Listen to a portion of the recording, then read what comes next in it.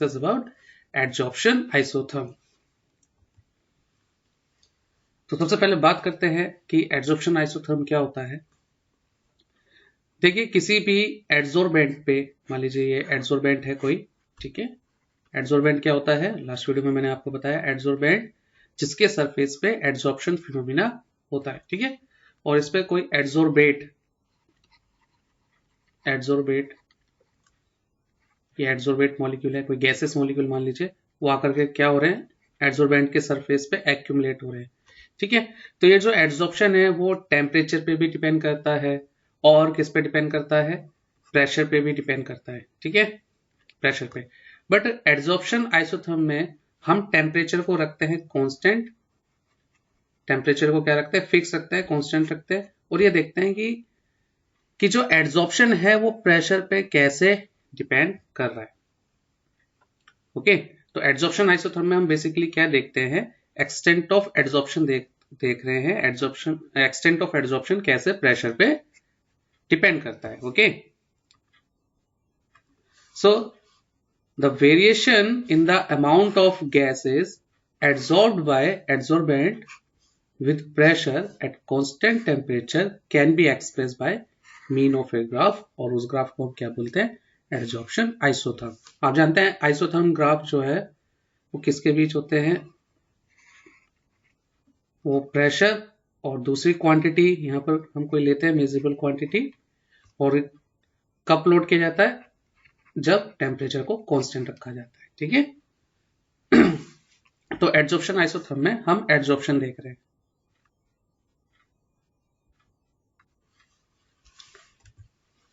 तो इसमें हम पढ़ेंगे फ्रेंडलिच एडजॉर्प्शन आइसोथर्म. फ्रेंडलिच ने क्या करा, इसने एक इंपेरिकल रिलेशनशिप दिया between the quantity of gas adsorb by a unit mass of solid adsorbent and pressure at a particular और फिक्स टेम्परेचर. तो चलिए देखते हैं Freundlich adsorption isotherm.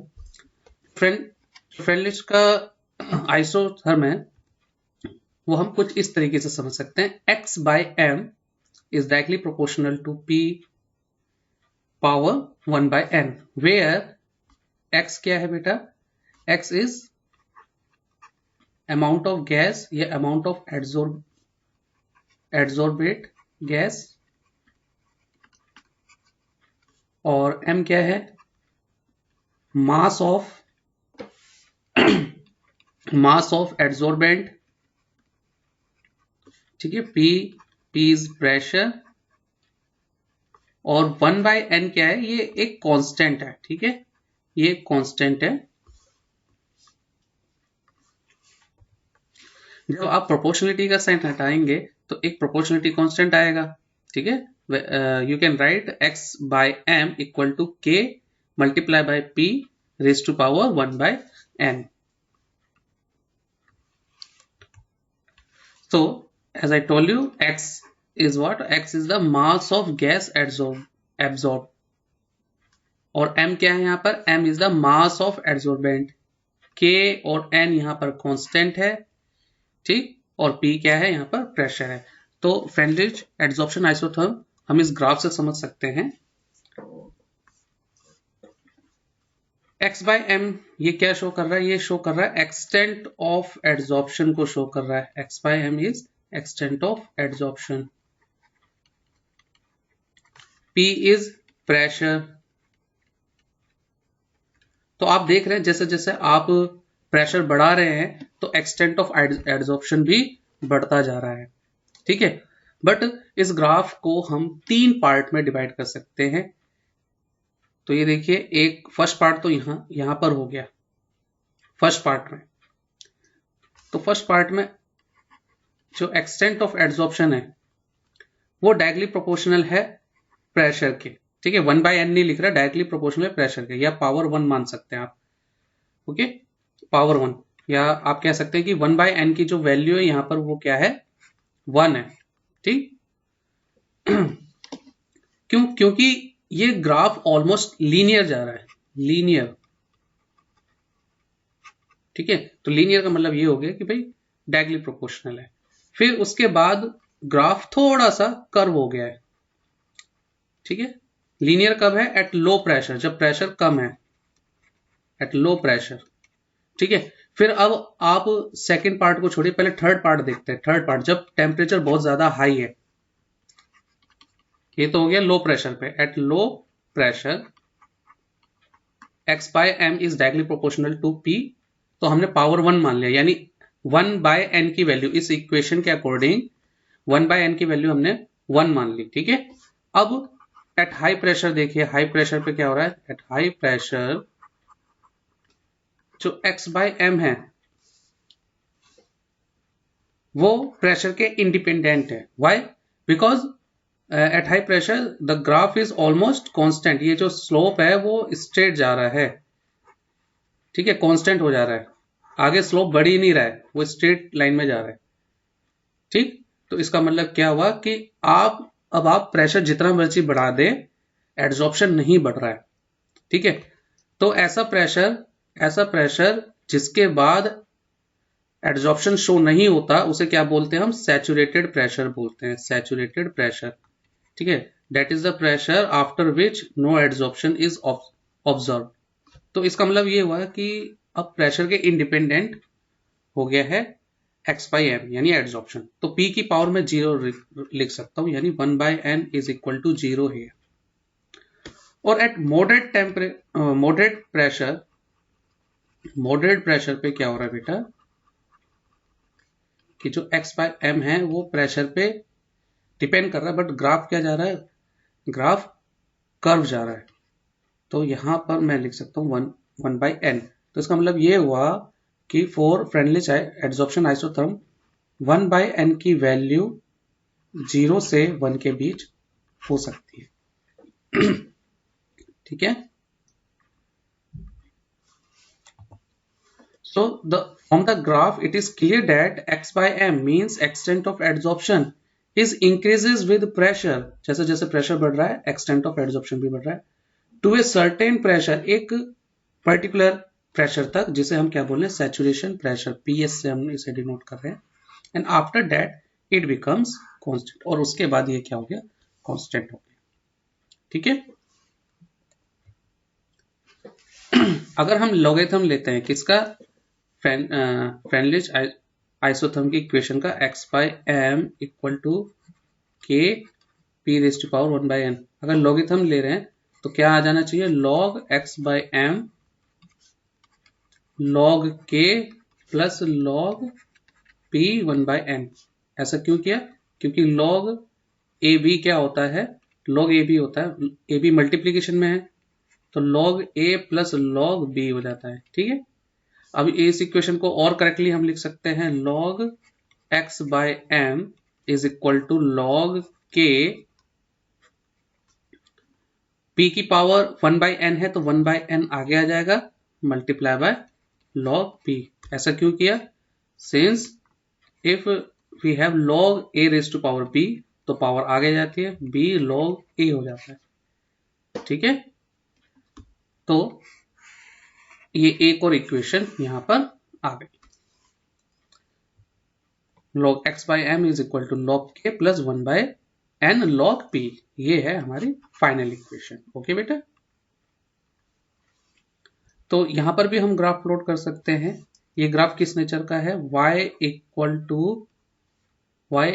To M X plus C.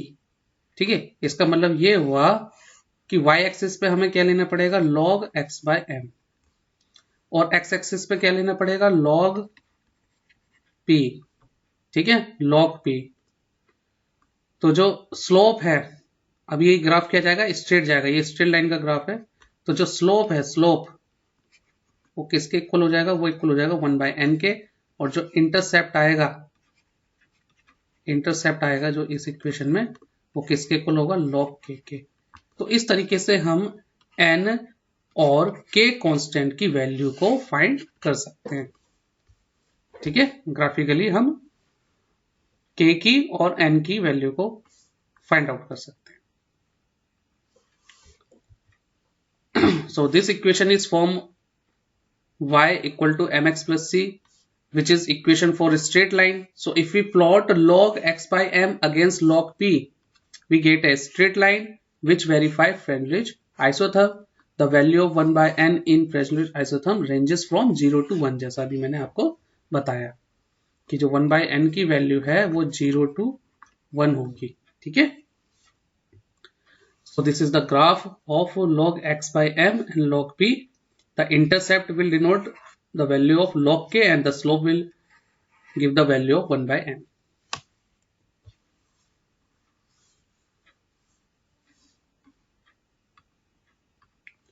So when 1 by n is equal to 0, जब 1 by n की value आप 0 लेते हैं तो x by m यानी एक्सटेंट ऑफ एड्सॉर्प्शन क्या हो जाता है, कांस्टेंट हो जाता है, ठीक है। अब 1 by n की वैल्यू 0 कब होती है, PS के बाद यानी सैचुरेशन प्रेशर के बाद, क्योंकि उसके बाद आप प्रेशर कितना ही बढ़ा लो एड्सॉर्प्शन नहीं बढ़ रहा था। हमने ये लिखा था x by m is directly proportional to p raise to power 0, okay. तो इसका मतलब है कि आफ्टर PS यानी saturation pressure adsorption is independent of pressure. और जब 1 by n की वैल्यू 1 होती है, कब होती है ये, लो प्रेशर पे, तो x by m is equal to kp, तो एड्सॉर्प्शन किसके इक्वल हो जाता है, kp के इक्वल हो जाता है। The adsorption varies linearly with pressure, हम क्या कह सकते हैं कि जो एड्सॉर्प्शन है वो प्रेशर के साथ लीनियरली वेरी कर रहा है, ओके। बट एक लिमिटेशन भी है, एक लिमिटेशन भी है Friendlich आइसोथर्म का, वो क्या है कि Friendlich हाई प्रेशर पे एड्सॉर्प्शन को एक्सप्लेन नहीं कर पाए, ठीक है। अब बात करते हैं एड्सॉर्प्शन फ्रॉम सॉल्यूशन। हम जानते हैं कि सॉल्यूशन में भी एड्सॉर्प्शन होता है, जैसे मैंने पिछली वीडियो में बात की थी एक्टिवेटेड चारकोल की, कि एक्टिवेटेड चारकोल अगर आप शुगर सॉल्यूशन में डाल देते हैं, एक्टिवेटेड चारकोल आप किस में डाल लें, शुगर सॉल्यूशन में, तो एक्टिवेटेड चारकोल क्या एड्सॉर्ब करता है, एड्सॉर्ब इम्प्यूरिटीज, कलर इम्प्यूरिटीज जो प्रेजेंट होती है शुगर सॉल्यूशन में, उसको एड्सॉर्ब कर लेता है, ठीक है। तो इसका मतलब गैसेस में नहीं, सॉल्यूशन फॉर्म में भी हमें एड्सॉर्प्शन देखने को मिलता है, ठीक। तो इसके कुछ एग्जांपल ये रहे कि when a solution of acetic acid in water is shaken, जब थोड़े से पानी में एसिटिक एसिड मिला दिया जाता है चारकोल के साथ, तो जो एसिटिक एसिड है वो किसके थ्रू एड्सॉर्ब कर लिया जाता है, चारकोल के थ्रू एड्सॉर्ब कर लिया जाता है, ठीक है। तो इसका मतलब जब जैसे मान लीजिए कोई सॉल्यूशन है वाटर एसिटिक एसिड का, यानी वाटर प्लस एसिड आपने ले रखा है और आप यहाँ पर चारकोल ऐड कर दे रहे हैं, तो चारकोल क्या कर रहा है, वो एसिड को एक्यूमुलेट कर ले रहा है, तो ऑब्वियसली बात है वाटर में एसिड का कंसेंट्रेशन कम हो जाएगा। तो यही वजह है कि हमें एसिड की कंसेंट्रेशन कम मिलती है सॉल्यूशन में। दूसरा एग्जांपल एनिमल चारकोल क्या है, वो कलरिंग मटेरियल को एब्जॉर्ब कर लेता है शुगर सॉल्यूशन से, तो ये शुगर के प्यूरिफिकेशन में भी हम यूज करते हैं, ठीक।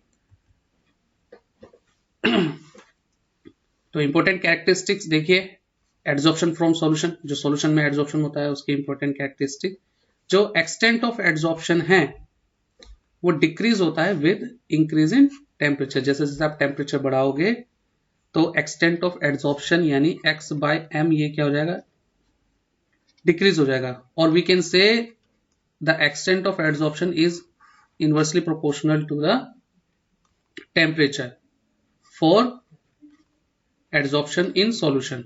ये सॉल्यूशन के लिए हम अप्लाई कर रहे हैं,